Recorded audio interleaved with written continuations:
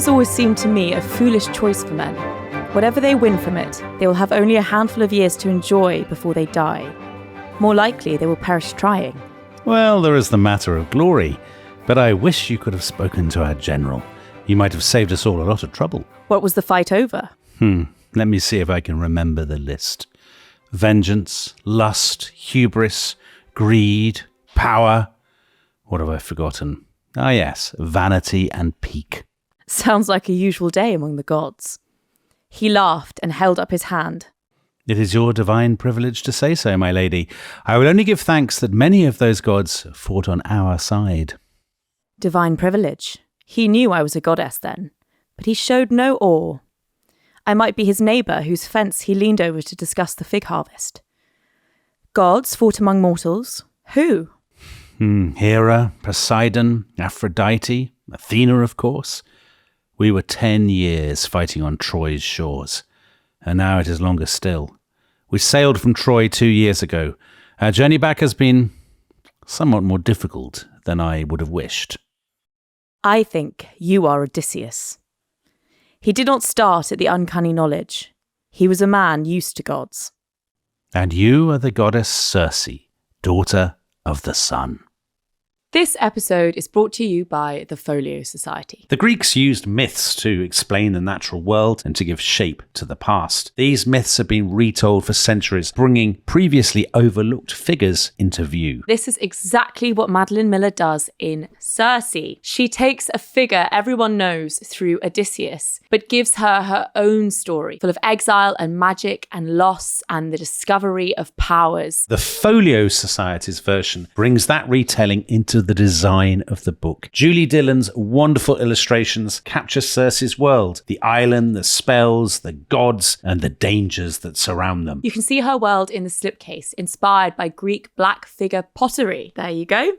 And in the cloth binding and in the gilded page tops. There's also a new introduction and an exclusive afterwards written by Miller herself. This is still Madeline Miller's Circe, but it's with gorgeous artwork and with details that make you want to slow down and really relish every page. The Folio Society Circe is available now. Find your favourite story at foliosociety.com/thebookclub.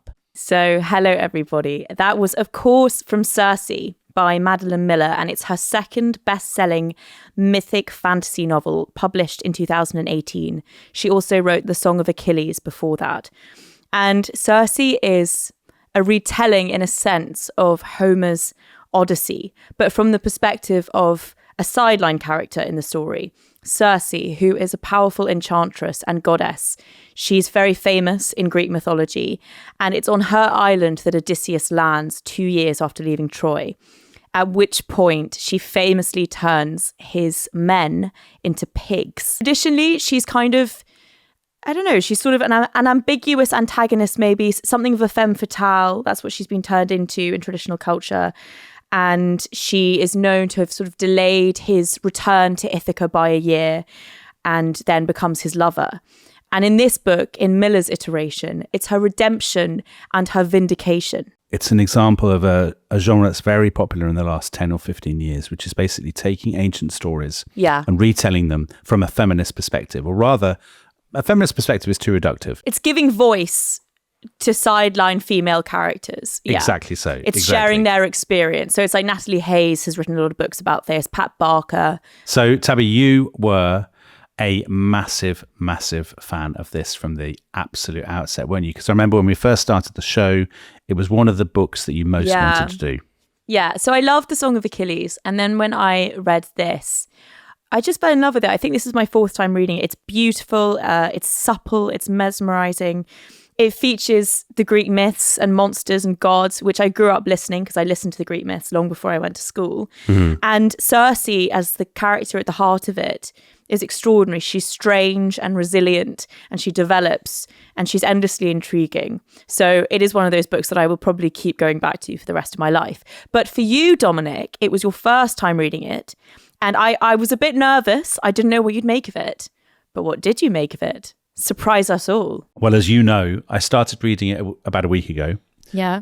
We had to go to London to go for dinner with some friends, and I texted you from the train to say, I'm like 50 pages in and this is brilliant. I'm absolutely loving this. I was so pleased. I loved reading it. I think there's so much to unpick in this book.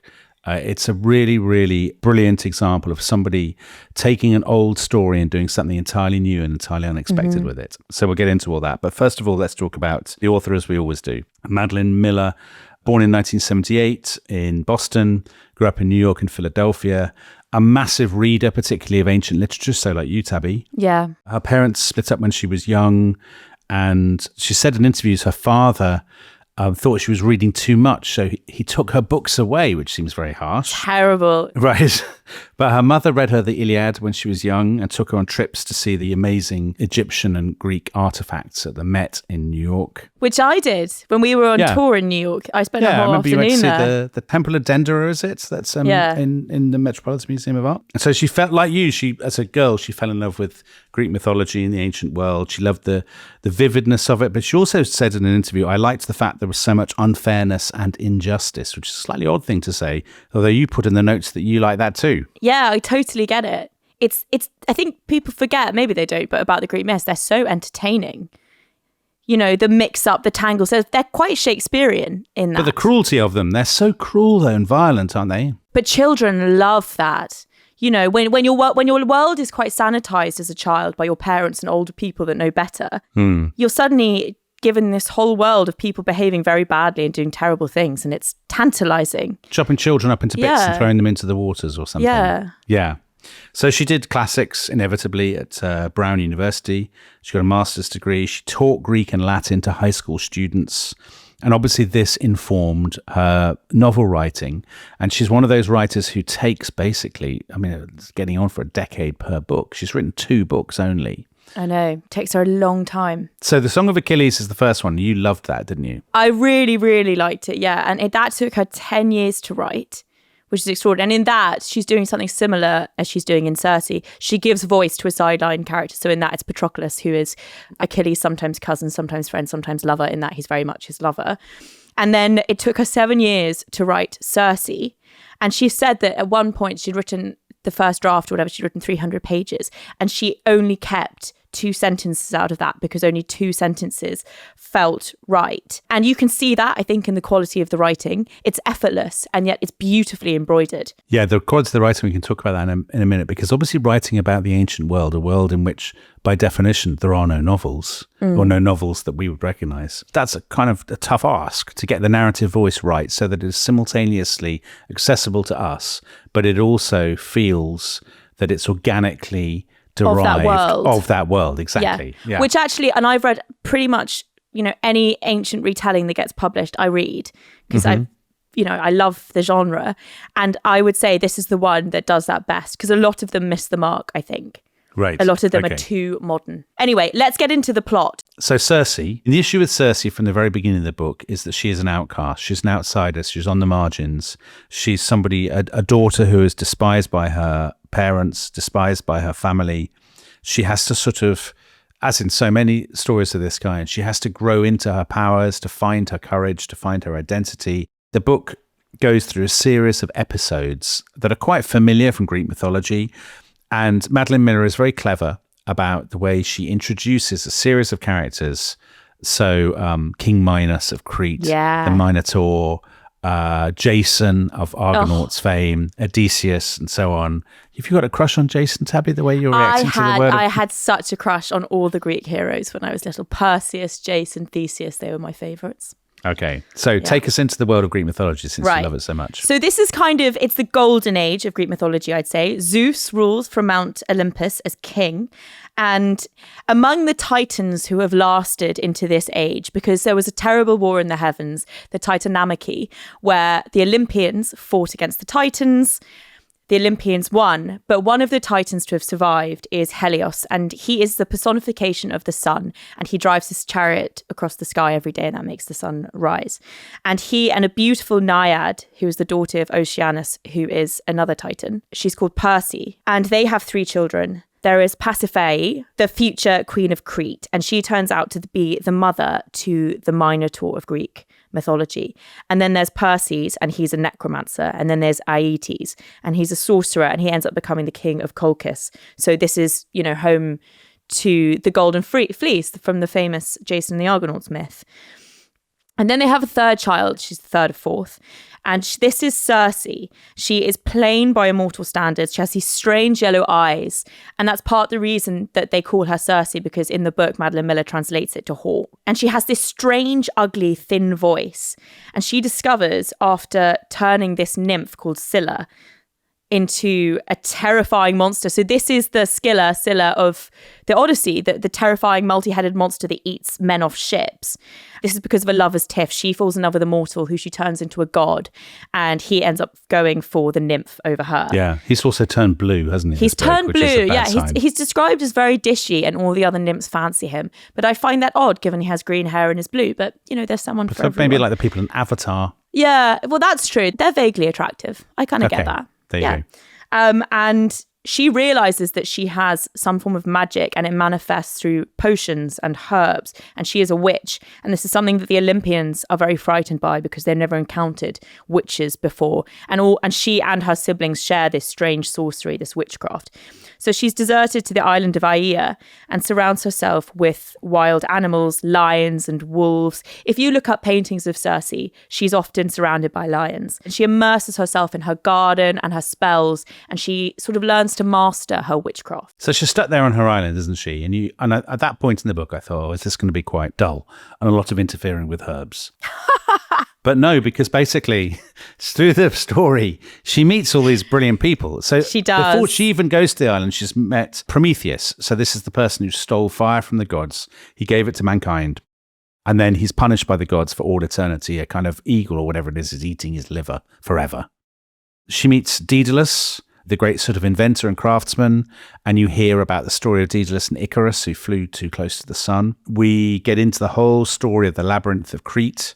So it's her sister. I'm going to struggle to pronounce this properly. Tabby and I spent ages discussing pronunciation. Yeah, I think this name might just come up in different iterations throughout the course of the episode. Yeah, we're doing our best. We're doing all kinds of different pronunciations, like ancient Greek, modern Greek, English. Exactly. Yeah. But anyway, so her sister, Persephone, had this monstrous child that I know Tabby thinks I'm showing off on my pronunciations. Yeah, massively. So she has this child, the Minotaur. That stuff is brilliantly done, the stuff with the Minotaur. I know, we'll get to this. There'll be a lot more Minotaur action to come in this episode. Tabby's favourite, Jason and Medea. She has another brush with Scylla, who is her great antagonist, really. And then towards the end of the book, probably the last third of the book, Odysseus turns up. And the relationship with Odysseus is brilliantly done. Gloriously done. And his wife, Penelope, and Telemachus, his son. And through all this, she sort of discovers her power. She discovers her identity. She becomes a mother. She falls in love. And she begins to reflect upon her own status as a god or goddess in a world of gods and mortals. So her identity and what it is really, in some ways, to be a woman, I suppose, is at the absolute centre of this book. So as we said, this is one of a series of books, Pat Barker or whoever, Natalie Haynes, writers who have reinterpreted the Greek myths.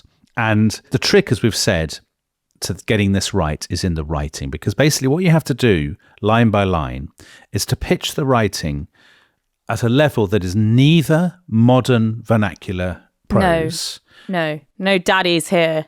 Right. No, there's no mention of pants, for example, as we had in A Court of Thorns and Roses. Well, no one in the world should use the word pants. Unless you're describing underwear, I suppose. Nor sidewalk. Tabby, you're alienating the American audience. Unbelievable. Sorry, I love you guys. But equally, you don't want to be sort of archaic, Victorian archaic, like J.R.R. Tolkien at his worst.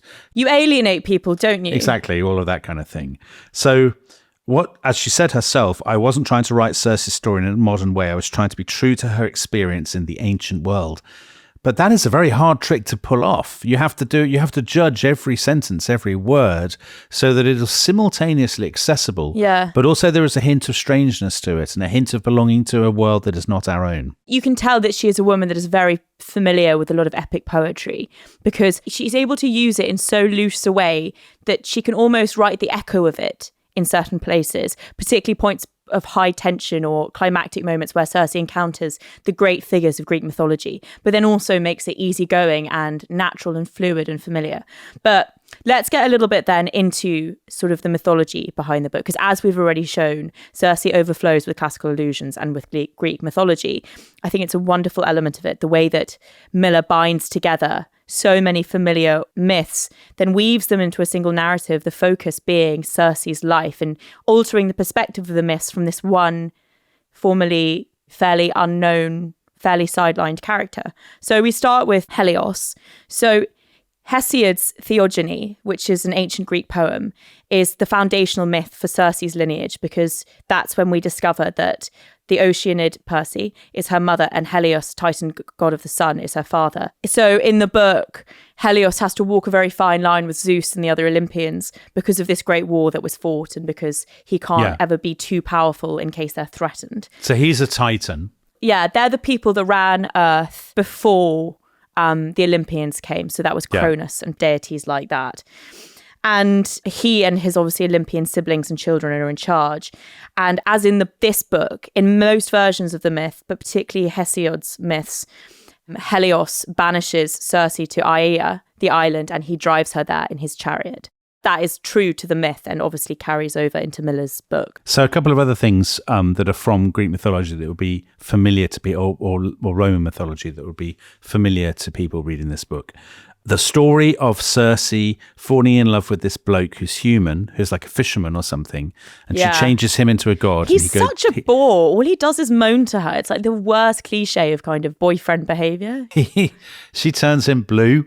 Yeah. And he rewards her by falling in love with her love rival, Scylla. And Circe poisons Scylla in revenge, and Scylla basically turns into this hideous monster that attacks sailors. Terrifying. The way that it's described, these massive grey bobbing heads, eyeless, that loom out of this cave in the mist, but stinking and foul. It's wonderfully visceral writing. Yeah, it is. And then we've got Theseus and the Minotaur, obviously. So this is described by Ovid, as indeed the story of Scylla is. Circe is not in those stories of the Minotaur. No. So the classic thing about the Minotaur that people know is he's born to Queen Persephone. He's hideous. He's thrown into the labyrinth, which is designed by Daedalus. And then Theseus, the great Greek hero, comes and with his thread and Ariadne, he kills the Minotaur, doesn't he? Yeah, exactly. But the focus here is on the birth of the Minotaur. Then we have Daedalus and Icarus, a very, very famous myth. It originates in antiquity, but again, the definitive version comes from Ovid much later. And here, it's very humanized. So Daedalus he's the famous craftsman imprisoned in Crete for his abilities. Here, he sort of becomes Circe's lover. He is a father worrying about the fate of his son, trying to escape. And then we later learn of Icarus's fate. And this is when he flew too close to the sun and the wax on the wings that his father had made for him melt and he falls to his death. You know, we were talking about the cruelty of the Greek myths earlier. I remember reading this when I was about 7. I know. And finding it, it was the one myth that I hated most. I actually agree. Because he's stockpiling the feathers for years and years and years and years and years from the birds that come to his window. It's the time and the effort, and they get so close. It's But then it's the boy, like, oh, look, Daddy, and he's flying closer and higher and higher. Yeah. And then Daedalus shouts to him, the wax melts. Yeah. And he falls into the sea, and that's the end of him. It's heartbreaking. And then we get Medea and the Golden Fleece. So this comes from Jason and the Argonauts, one of the most famous ancient Greek myths. The most famous surviving literary version comes from the 3rd century BC, and this is Apollonius of Rhodes. So Jason steals the Golden Fleece from Colchis. He must face an undead army, terrifying fire-breathing bulls, and a dragon to do so. And then here, and it's also true in the Argonautica, Jason and Medea sail to Circe's island to have ritual kind of purification, I guess, because they have brutally murdered Medea's brother in their efforts to get away. And in most versions of Circe's myth, she is sister to the king of Colchis, a powerful and very cruel sorcerer called Aeetes. But in this, again, there's a much more human dimension in that he's turned into Circe's little brother who she adores and raises, and so his transformation is heartbreaking for her. But Jason and Medea are pretty much the versions of themselves that we get from Apollonius. He's kind of a heroic meathead. She is dark and infatuated and ruthless. And I've always been fascinated with the character of Medea. She's a great character, Medea. She's always interested dramatists, hasn't she? But there's one story in particular that this is based on, and it's probably the most famous story that there is from the ancient world. Soon to hit the big screen. Exactly so. So you've got the Iliad, Homer's Iliad, and then the Odyssey. Now, whether Homer existed, historians still argue about this. Let's assume that he did exist. The Odyssey is probably composed towards the end of the 8th century BC, and people think it may have originated in the Greek settlements in what's now Western Turkey. It was an oral work. It wasn't written to be read. It was written to be read aloud, which is obviously different, to be recited to listeners. And it probably evolved over a fairly long period of time so that it only reached its final form in the 7th century, so 100 years or so later. How you translate the Odyssey has become quite a controversial subject in recent years. So a scholar called Emily Wilson brought out a very controversial new interpretation where she basically said, people have translated it in an archaic, fusty, formal way, and she doesn't think that's how it was written to be recited. The beginning of the book is basically saying to the muses, tell us the story. Sing us the song. Right. Of what kind of man? A complicated man, a many-sided man, a man of twists, a resourceful man, an audacious man. How you translate that, it sort of conditions how you see Odysseus. And as we will see, Madeline Miller has obviously thought very hard about how to portray the character of Odysseus in her book, because he's not quite as we would expect. And is it anyway probably the most complicated, the most three-dimensional of all the heroes of Greek myth? So it's a fascinating thing in itself how the translation contributes to this interpretation. Exactly. Because he's an ambiguous figure. He's a trickster. He's a liar. He is wily. He is smart. He is the bloke who came up with the idea for the Trojan horse. He was the king of Ithaca. He went with all the rest of the Greek heroes to Troy to fight in the Trojan War. But then he's 10 years at Troy. And then he's another 10 years in the Odyssey getting home. Yeah. So he's left his wife Penelope and their infant son Telemachus behind. He has a whole load of adventures in the Odyssey with kind of whirlpools and sea monsters. And there's the Cyclops, very well-known case. But also he meets a witch called Circe in the Odyssey who turns his men into swine, into pigs. And in the Odyssey, Circe basically comes and goes quite quickly. Doesn't she? Yeah, she first appears in book 10 and her time is gone very, very quickly. She's a pretty passive figure. She's more symbolic of kind of temptation, supernatural temptation. But she, in most versions, as with this version, she advises Odysseus about how best to get home, how to avoid Scylla and Charybdis. She's always interested people, hasn't she? Because there are different kind of adaptations of her and iterations over time. When I was reading this interview with Miller about why she chose this story, I totally agree. I've been fascinated with Circe since I was a little girl. I mean, we'll talk about why, but she has this incredible staying power for a character that has always been at the sideline of Greek mythology and classical literature and, even more recent literature, the Renaissance or whatever. She has this incredible hold on people's imagination. So I think maybe something to do with the animals, the beauty, the fact that her origins are often complex and not very well known. So she's, despite never being at the forefront, she pops up again and again and again. So first of all, in Hesiod's Theogony, as I said, so this is a poem that describes the origins and the genealogies of the Greek gods, approximately from 700 BC. And she makes a very brief appearance. She's pretty passive, but it establishes her, as we said, as the daughter of Helios and Perse. And it also establishes her witchcraft, which is the whole idea of her throughout the centuries. Well, I was about to say you can see why people are fascinated with her consistently, because a sexy witch is always enticing. But because witches in Greek mythology, they're sort of overlooked, I think, because we think about the gods, don't we? The immortal power of the gods. And that's also something Miller plays with in this. Yeah. So if you trace her through various kind of iterations, there's the Telegony, written by Eugamon of Cyrene. I'm not massively familiar with Eugamon of Cyrene. Don't like his work? No. God, he's like Harry Potter. Really? When I'm not reading other books, I'm listening to Eugamon. Eugamon. Yeah. I mean, he's a great. Yeah. It's like somebody shouting at Nigel Farage. Eugamon. Yeah. Right. Anyway, this is a lost poem anyway, so you're not listening to it. That was a lie. We have fragments of it. But basically, it's the story of Odysseus being killed by his son Telegonus. It's the sequel to the Odyssey. And then Telemachus, his son, and Penelope, his widow, travel to Circe's island. and Circe marries Odysseus' son. Wow, that's a twist. Thunk it? Yeah, who'd have thunk it? Exactly. Yeah. So as we'll see, Madeline Miller draws on this quite heavily in Circe. Then there's a couple of other appearances. She appears in Apollonius's Argonautica, 250 BC. This is her cleansing Medea of her blood guilt for murdering her brother. She's in Virgil's Aeneid. With the Trojans sail past, not the Greeks, but the Trojans sail past her island. They hear the sound of men being turned into pigs. It's a really creepy passage. This Right. is the first time that we see a genuinely frightening Circe, because up till now she's kind of been a bit passive, a bit eerie, and at one point actually quite wise. And then now suddenly she comes across as seductive, supernatural, dangerous, a disembodied kind of scream in the mist.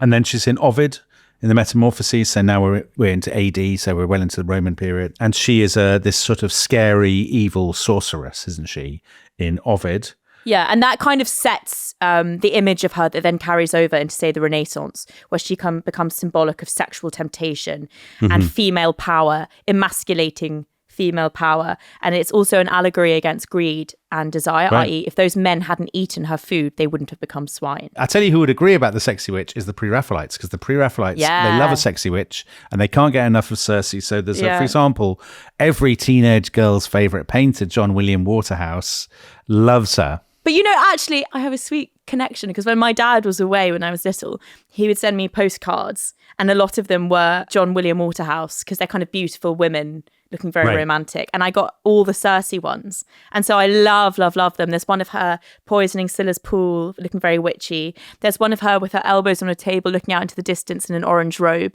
And that's very much Miller's Circe, I think. Slightly lonely, slightly pensive. So really, Madeline Miller's is only the latest of many retellings of this story. So, you know, we've talked before about stories that kind of are built on stories. Well, all books are. And this is a very, very good example. But the difference here is that in almost all of those stories, Circe is not the protagonist. Circe is the antagonist. Circe is the, you know, we're meant to empathize with a hero. Here, Circe is the main character. And actually, one of the things that she does, Madeline Miller does a lot, is to play with, there's lots of in-jokes about the other versions, aren't there? Witty, classical in-jokes. Yeah, right up my street. So at one point, she jokes about retellings in and of themselves. She writes, "This is Circe.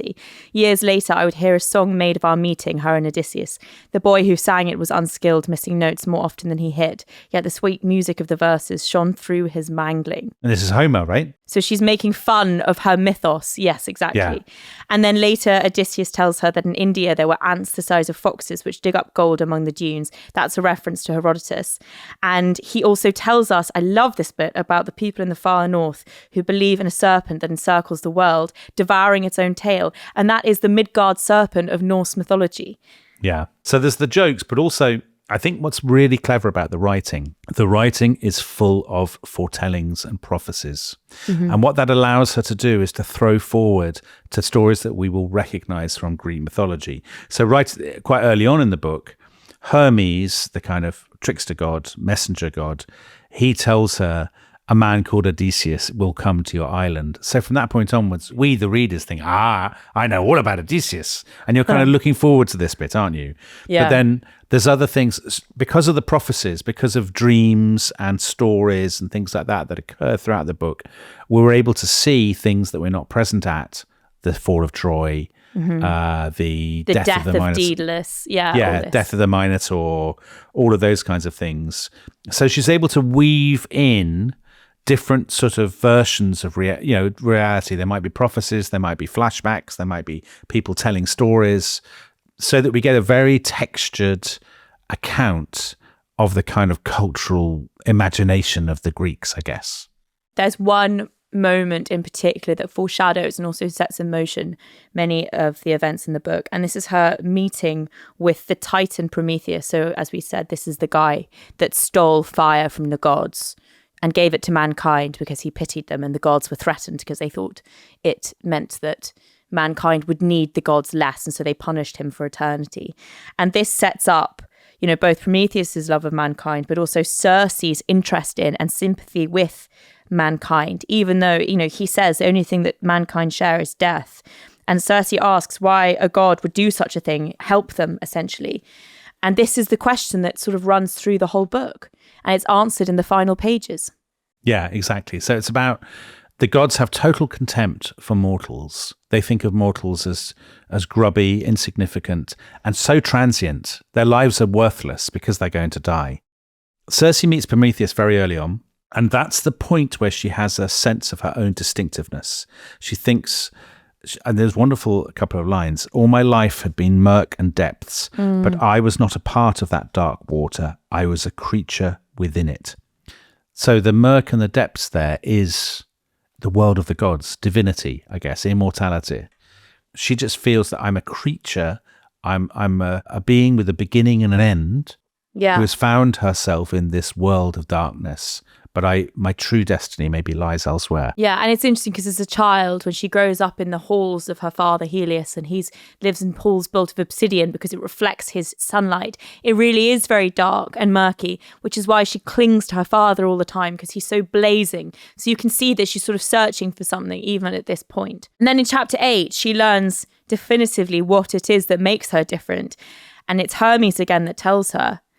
And he says that you were born with a mortal's voice. You sound like a mortal. Most gods have voices of thunder and rocks, which I like because, in the ancient world, people attributed landslides, storms to the gods. And then he says they won't fear you as they fear the rest of us. So automatically, the gods are on one side, the mortals are on the other, and Circe is somewhere in the middle. Exactly. So where exactly she fits is the question that runs through the book. And I guess we'll discuss that after the break.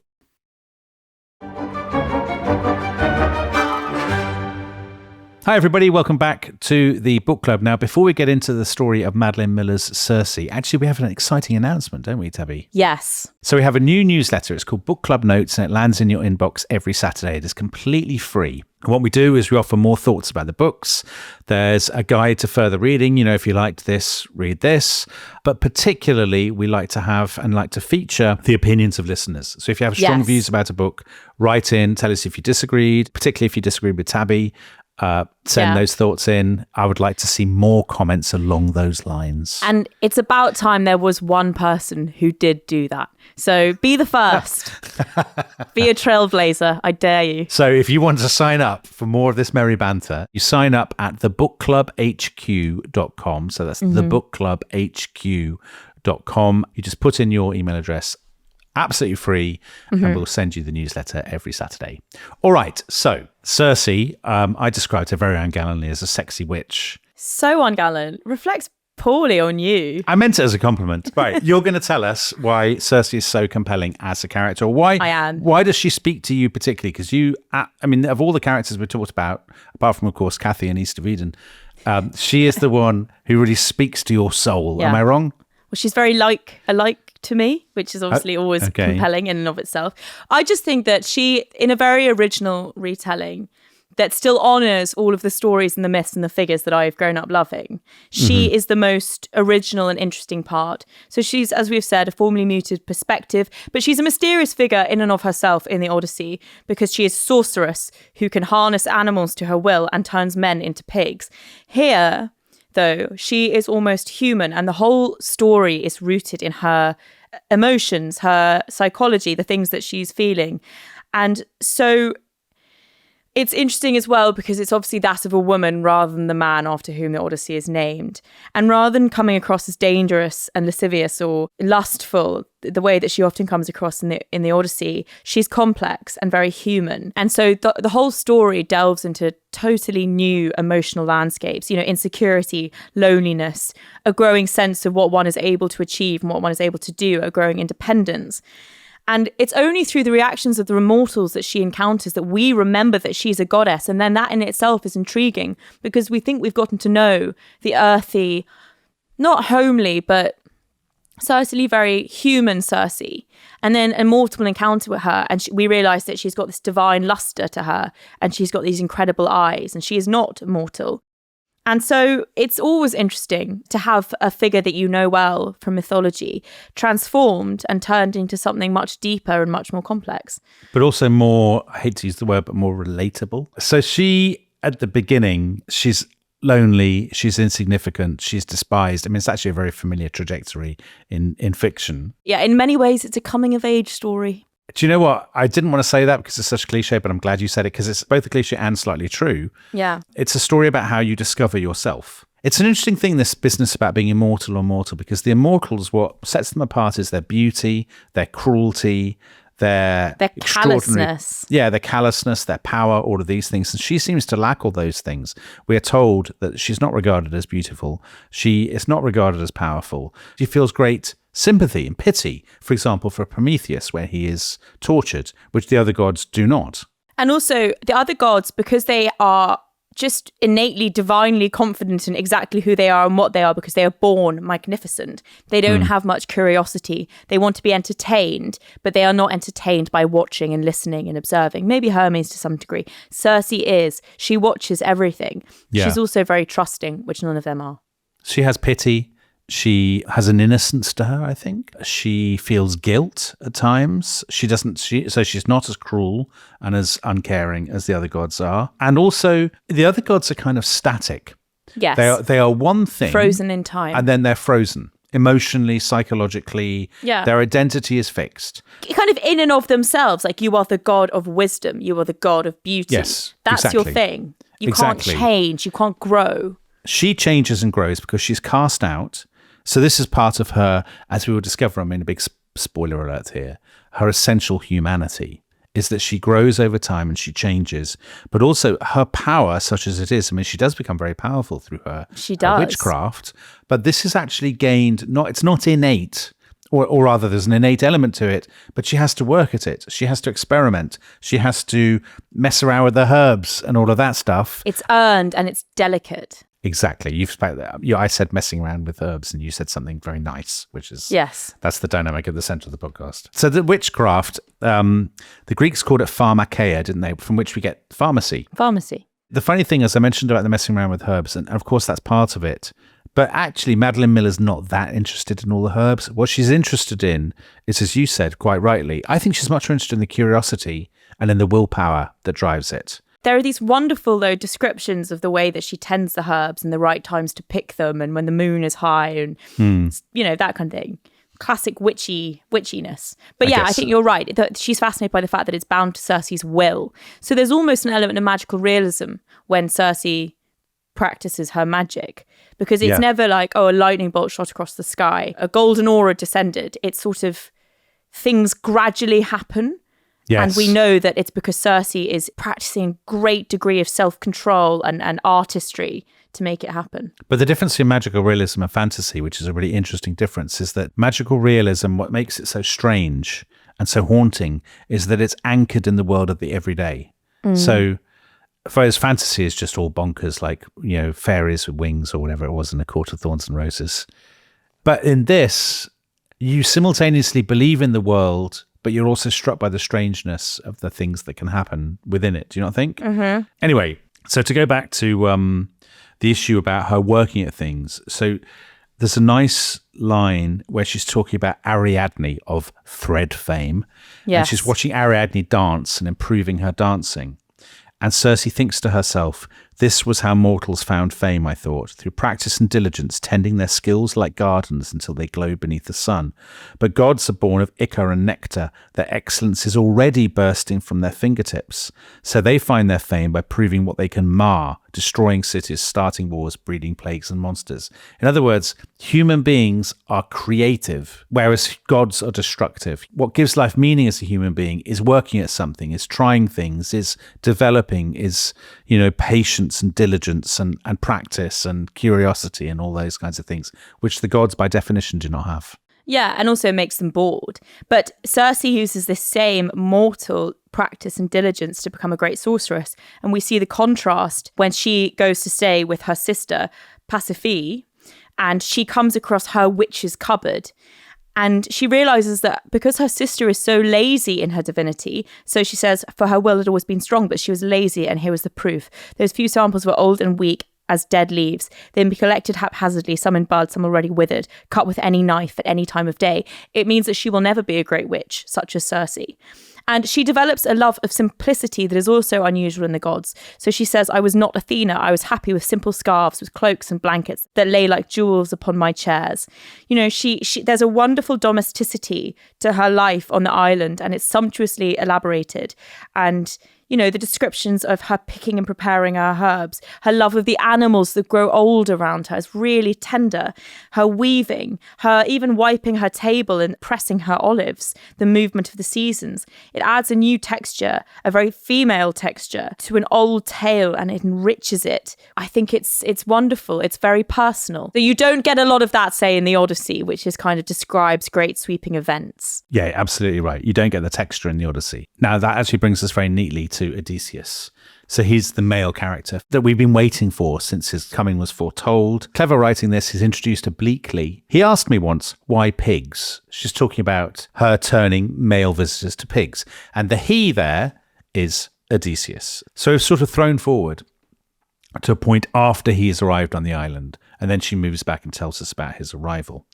And Odysseus' defining qualities are, of course, his cunning and his cleverness, but also he's got this kind of sardonic, wry wisdom. So in the reading we did right at the beginning, when they're talking about what the Trojan War was about, his answer, let me see if I can remember the list. Vengeance, lust, hubris, greed, power. What have I forgotten? Yes, vanity and pique. Mm-hmm. There is a sort of dry, slightly cynical, world-weary awareness of the darkness of human nature in Odysseus. When you first encounter him in the book, he's a very appealing character, isn't he? Because you get the sense that a bit like Circe, with her divine compadres, that he sees things that no one else does. He sees the weaknesses in men. He's still not the out-and-out villain that he becomes in later Greek tragedy. He's only, you know, the slipperiness of his cunning. And then he sort of becomes heroic after that. He's sort of admirable. He's intriguing. You like sitting and listening to their conversations, so to speak. You do. Odysseus, the sardonic side of him, he only ever sees the bad in people. He's a trickster, so he knows how to manipulate people. He knows their weaknesses. But that can become corrosive. And that he has perhaps lost sight of the good in people as well. We realise later that he's actually sort of been in love with his own myth all along, like all the other heroes. So Telemachus tells us about the arrival of his father home. So that's Tom Holland in the new movie, by the way. And in his version of the story, we get a totally different Odysseus. So he says of his father's character, he brings out the cruelty and the paranoia. The war did not break him. It made him more himself. And I found that really interesting because you get the sense of this struggle in Odysseus in the Odyssey of the call of home and hearth and family, and then the lure of fame, the likes of which Achilles won. Odysseus chooses the former. That's why he's so desperate to go home. But we don't actually see in the Odyssey what happens later after he's settled back home. And it's interesting to see him grapple with that here. But we get, like, you know, in the Telegony, we get his different ending wherein Homer's a mirage and he's unsatisfied because he's frightened that he will be forgotten. His myth will be forgotten. And actually, he's become addicted to wandering, and stillness and restfulness and home and hearth is no longer enough. Yes, he's a very dark character. He turns out in this book to be a very dark character. It's not that he's traumatized by the Trojan War. It's that the Trojan War has brought out something very sinister in his personality, which is the love of manipulating other people, a slightly contempt for other people, actually, but also there is a violence and a cruelty in his nature that the war satisfied. And once he got home to Penelope and Telemachus, his son, he was bored. He wanted to go on being paranoid and vengeful and violent. And actually, that's the sort of disappointment in a way for Circe, who had slightly idealized him, I think. She fell in love with him, basically. And then she realizes there was another side to him that actually, with all her abilities, that she had never really seen, I guess. Yeah, because also the way that Penelope transforms in the book reflects that. So when we first hear about Penelope from Odysseus's tellings, you know, to Circe, it's a bit like the myth, a long lost wife who is still in love with. But then later he goes home and it's very sad and disappointing. And Circe actually makes fun of Homer's interpretation of their story. So she says, I was not surprised by the portrait of myself, the proud witch undone before the hero's sword, kneeling and begging for mercy. Humbling women seems to me a chief pastime of poets, as if there can be no story unless we crawl and weep. So in this version, she doesn't beg him to go to bed with her. They have this wonderful battle of wits, and then almost as a joke with herself, she takes him to bed. And we discover the reason that she turns his men into pigs is actually, it's a justification. It's a form of self-defense, but we'll get to that. So in a sense, by writing the book, by telling her own story, Miller is kind of wresting control away from the men who tell the story of Odysseus and make it about Circe and imbue her with a brand new agency. But isn't that the story of the whole book to some degree, about women trying to find their own agency in a male-dominated world? Because it is a male-dominated world, yeah. Circe is trapped within the world absolutely where people are in thrall to her father, Helios, the sun god. And she's then kicked out because she tried to develop a kind of agency of her own with her witchcraft, and she was kicked out and banished to this island. And then even on the island where men visit, they treat her as a sex object. They see her as no more than that. Almost all the women we meet in the story, they are going to be reduced to an appendage to a male character. So Ariadne, for example, will basically just become Theseus's girlfriend. Medea is doomed in part because she ties herself to Jason, who is, what did you describe him as? A meathead. A meathead hero. And also because she emasculates him by taking control herself and enabling his escape. Yeah, even Pasiphae, who, you know, she shares the cold arrogance of the gods and she doesn't earn much of our sympathy. But then even she says of her husband, King Minos of Crete, Minos does not want a queen, only a simpering jelly who he keeps in a jar and breeds to death. And then her childbirth scene itself is horrifyingly violent. So this is when she gives birth to the Minotaur. And it's a terrible indictment of childbirth. And again, it is a pretty monstrous baby. The lips of my sister's wound parted and the thing slid forth. It's thrashed like a fish on a hook and muck flew across our faces. Her belly a slaughter yard. And then this adorable newborn mangles his aunt's hand. So Circe's hand, who helps to birth him, until it is a mass of broken pain and blood. And he himself is very cute. The nose broad and flat, shining wetly with birth fluid, the shaggy thick face crowned with two sharp horns, below the froggy baby body, bucked with unnatural strength. So you can, I mean, think just incredibly raw, fleshy, horrible prose. Yeah, of course. And the Minotaur, actually that scene really does live in the mind. Oh, doesn't it? It bites off her fingers. Pasiphae, she has to be cut open. She has a cesarean section, hasn't she? Which is described in kind of visceral detail. Then the Minotaur is effectively pulled out.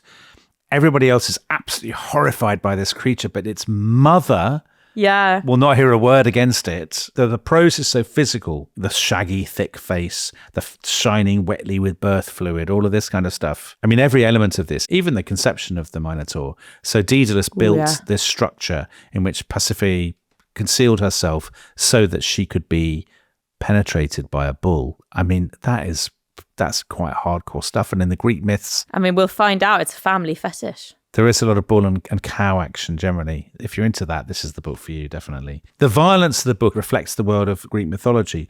So when Prometheus is being punished, I think this is the first moment of the really visceral violence, quite early on. Prometheus is punished and Circe watches. They all watch. And the gods, they are sadists. They love watching this kind of thing. Yeah.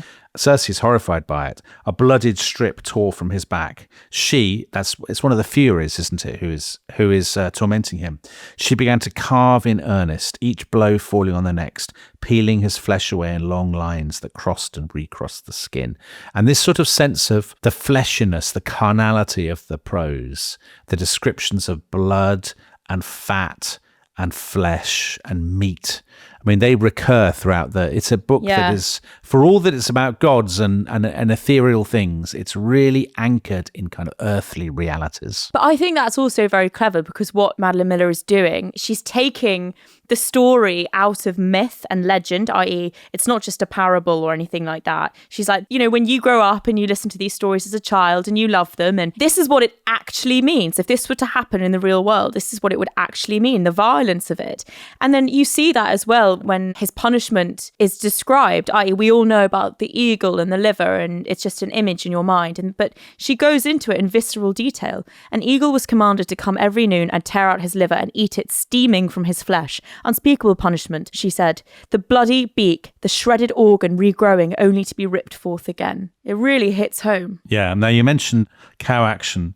There is a sort of sexual violence is there from the beginning. It's not just human beings on each other, it's human beings on animals. Bestiality. Yeah. So at the beginning of the book, chapter 1, the great discovery that Circe makes about her father is that her father has these kind of sacred cows.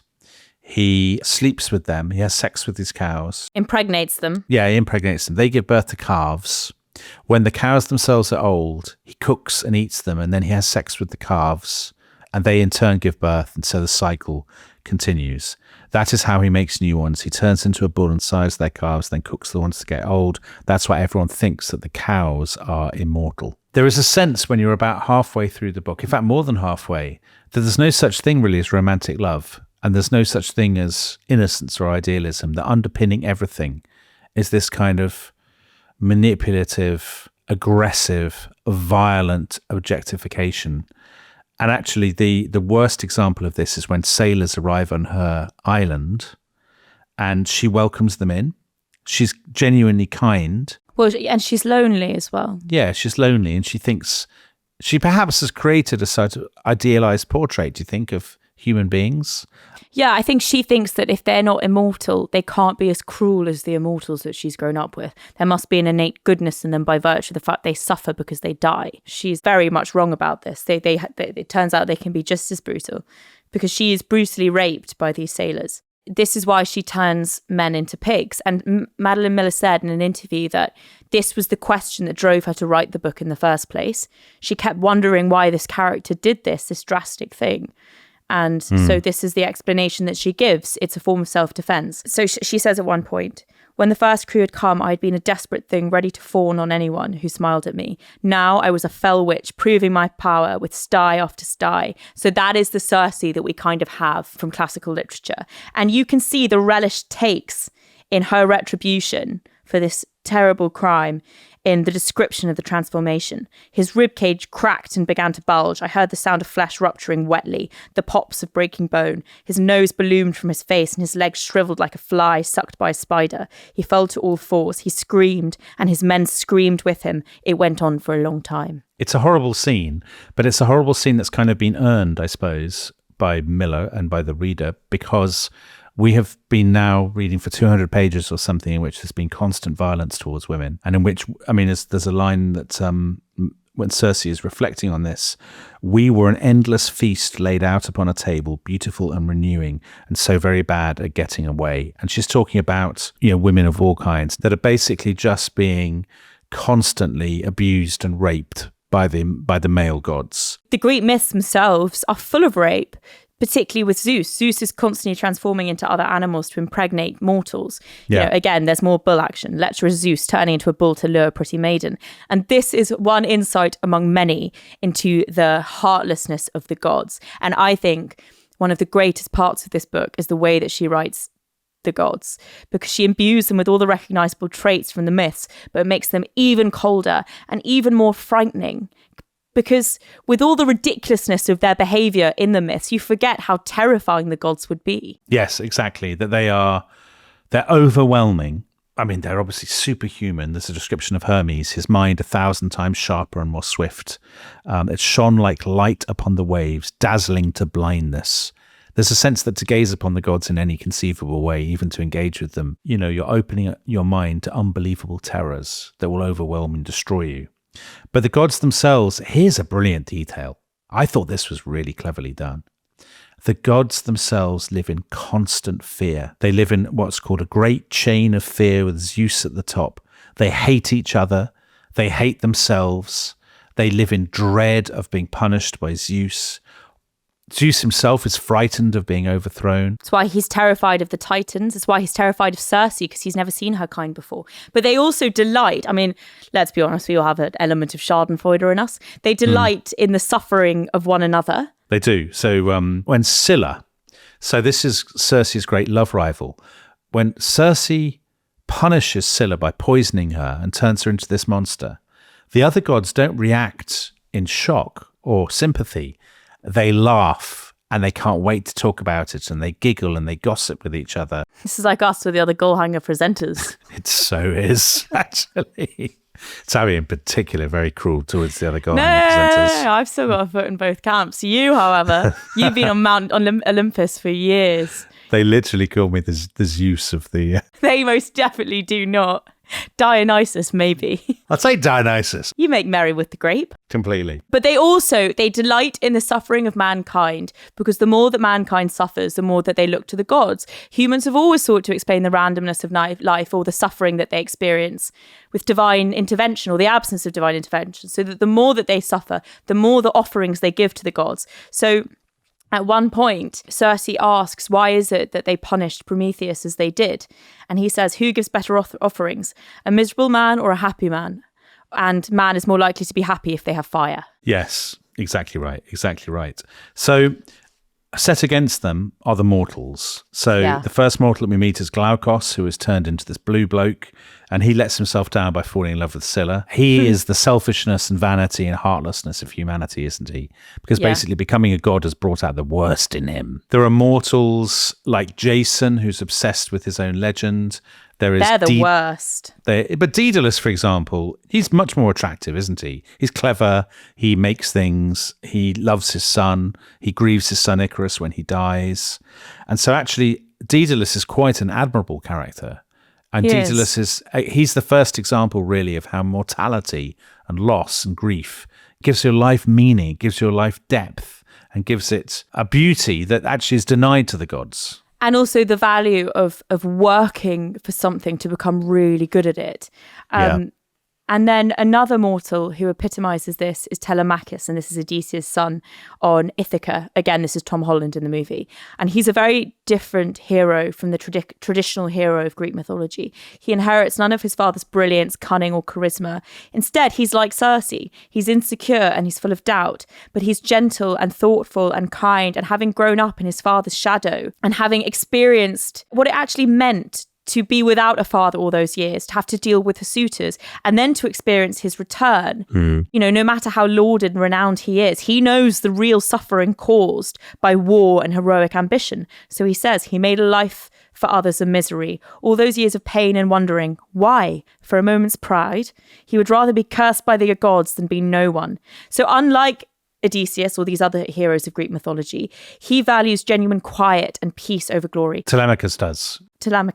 He chooses to be nobody, to live out his life in obscurity. So this is the choice that is offered to Achilles at the heart of the Iliad, i.e. to live a short life, but that earns you glory and fame. So this is Kleos, or a long life lived in anonymity. Famously, Achilles chooses the former through glory in battle, but then he dies. And in the Iliad, the glory of this trumps all, but not interestingly in the Odyssey, because when Odysseus encounters Achilles in the underworld, he sort of bemoans his choice. He says, don't give me consolation about death, glorious Odysseus. I'd rather slave on earth for another man than rule down here over all this breathless dead. And so Telemachus embodies the other choice, the choice that he turned down. And this is hesychia. And he gets value and meaning from small daily pleasures. And his relationship with Circe, he doesn't care about glory, riches and fame. And Circe loves him for this. And so therefore do we, the reader. That's so interesting because he's an un-Greek character. He's a very un-Greek, and he's, very un-Greek and very un-Roman, which is probably why that myth was never really taken up. The myth of Telemachus killing his father and all of that. Exactly. Because he's not a glamorous or dramatic character. He's ordinary.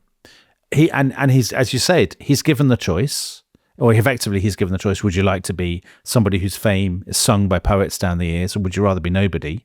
And he says, well, I'd rather be nobody. I'd rather be a normal person, have a normal life, happy, quiet, peaceful, a wife, children, all of that. Do I want to go and fight in some mad battle and then die at the age of 25 and people will sing about me? No, I'd rather live to the age of 65 and die in my bed. And by this point in the book, there's been so much violence and so much cruelty and so much suffering that we're like, at last, finally, a character that actually captures what it is to be human in a way that the others don't. Yeah, and he loves every living thing like Circe, which the gods most certainly do not. So Hermes says at one point, come, if you cry every time some mortal dies, you'll drown in a month. And we hear of Ariadne's death, and she's killed for some slight that no one remembers by Artemis, and her life means nothing, despite watching her dance and see how much she cares about that one thing. Her life counts for nothing. And Circe is appalled by how little every mortal life is mourned and how little it all means at the end at one point in the book, because, all they are in the end is kind of smoke and dust. But then as she discovers, as you say, that the fragility of human life is what gives it value. And it takes her the course of the book to realise this and basically answer the question that she asks Prometheus at the very beginning. Why would you basically risk eternal suffering to help mankind? And you would risk it precisely because being human is worth more than being a god. Because the fragility of it. Yeah, the fragility of it. The fact that it is so brief and then you're gone is precisely what gives it a power and a dignity to your life and a beauty to your life that is denied you if you're immortal. And actually for her, it's the experience of parenthood as well, isn't it? Of love, of the love of a mother. And that contrasts with all the gods of Olympus who have hundreds and hundreds of children and don't really care about their offspring and generally just live in fear that they're going to be killed by their offspring. Circe bears a mortal son and is fascinated by watching him grow and becomes very relatable as a mother. Completely she does. I think this is really, really powerful. The final quarter of the book. She has a son called Telemachus, who is their son with Odysseus. Yeah. The description of her birth, of the experience of childbirth is again very visceral, very raw. There's nothing romantic or idealized about it at all. And she struggles as a mother. She finds it very difficult. She does. She finds him very frustrating at times. Wonderful lines. I did not go easy to motherhood. I faced it as soldiers face their enemies, sword up against the coming blows. I love that. I think it's really well done. I know. I totally. Lots of mothers must feel that way. Of course, exactly. But in her relationship with her son, there's another dimension to this book, which, as a parent, I found very moving. You want to protect your child, shield them from every conceivable harm, sort of gather them close to you. And yet at the same time, the child, by definition, pulls against you, wants to go out into the world. And this is absolutely what Telemachus wants to do. He wants to go out into the world and become something different. And we know that he is going to leave her because this is foreshadowed by Athena, isn't it? By the goddess Athena. Athena just sort of, she lands on the scene and I love her appearances because it's just what you hope Athena will be. But she's terrifying because she's got it in for Telemachus because she has heard a prophecy that he will kill Odysseus, who she loves. He's sort of the one thing living that she loves because he's so brilliant and clever and cunning. And so Circe must strive even harder to protect her son. Her magic reaches new heights, driven as it is by her love of her son. But ultimately, her son will leave her. Maybe we won't spoil it completely and say exactly how he leaves her. But the scene where he leaves her forever, I found very, very moving. When she's saying, she thinks like she can't bear it. She wants to press him, to set him into my skin. Oh, yeah. But she has no choice because, fate has decreed, I guess, that they will be parted, which is, of course, the experience of all human beings and an experience of mortality, the experience of parenthood. It's the fragility, the brevity of life. And she's come to realize at the end of this book that mortality and the delicacy, the vulnerability of being human, that those are the things that make life worth living and are so, so much more valuable than the kind of fixed certainties of the immortals, which actually are so sterile and empty and hollow and give her nothing. Yeah, and also that there's sort of an inevitability to prophecy, and the gods put so much store by prophecy, but in trying to change the course of fate, they often bring it upon themselves. And so there's a randomness to life that you sort of have to lean into. And then at the very end, she's left with Telemachus and he tells her it'll be all right. I quote, "He does not mean that we are not frightened, only that we are here. That is what it means to swim in the tide, to walk the earth and feel it touch your feet. This is what it means to be alive." And so because of this realization, she chooses to be immortal by trying to do the reverse spell that she did on Glaucus at the very beginning to turn him into an immortal. So the story comes full circle. Whether or not she achieves it, we never really know. It's sort of open-ended, but she sees a vision of herself as a human woman growing old with Telemachus, and it's lovely and it's very moving and it's melancholy, but it's also full of joy, I think. It is. Agree completely.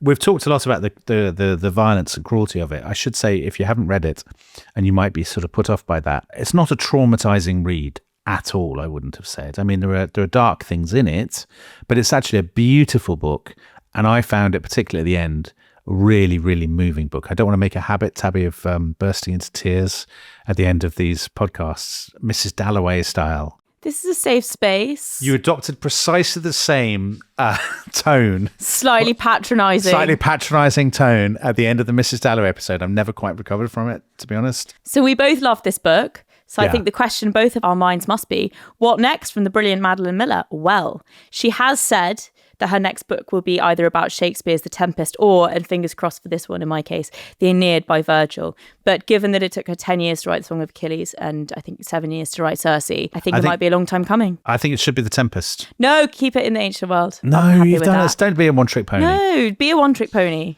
Well, on that we disagree. Okay, What are we marking this in? I think we're clearly marking it and looking at your different options. Tabby's giving me different options.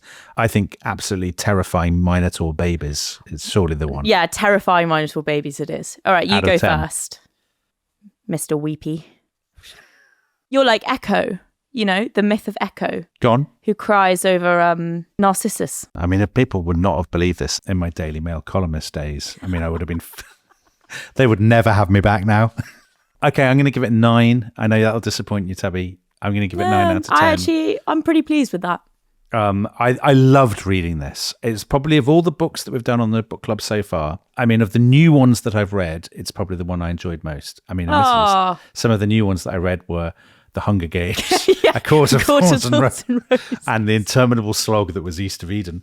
But I really, really love this book. I would recommend it to anybody. I've actually been telling friends of mine and stuff, I read this book and you would never normally read it, but it's brilliant. I've deducted a point for no good reason, really. Yeah. I think possibly because... The callousness of the gods.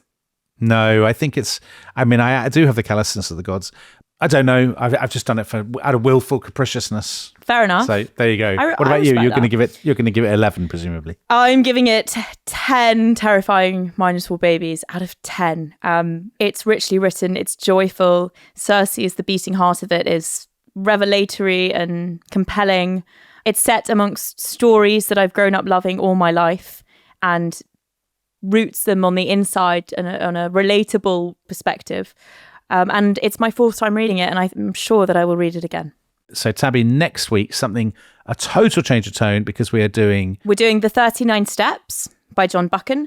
Then we've got My Brilliant Friend by Eleanor Ferrante, Brave New World by Aldous Huxley, For Whom the Bell Tolls by Ernest Hemingway, Rebecca by Daphne du Maurier, Lolita by Vladimir Nabokov. All of these, by the way, were sent in by people in the newsletter. So this is where you have your say. When you read them like that, it does sound quite a daunting amount of reading. I know, but that's the wonderful thing about this show, that you don't have to have read the books to enjoy our takes. Exactly. We will see you next time for more Sexy Witches with John Buchan. Bye-bye. Bye-bye.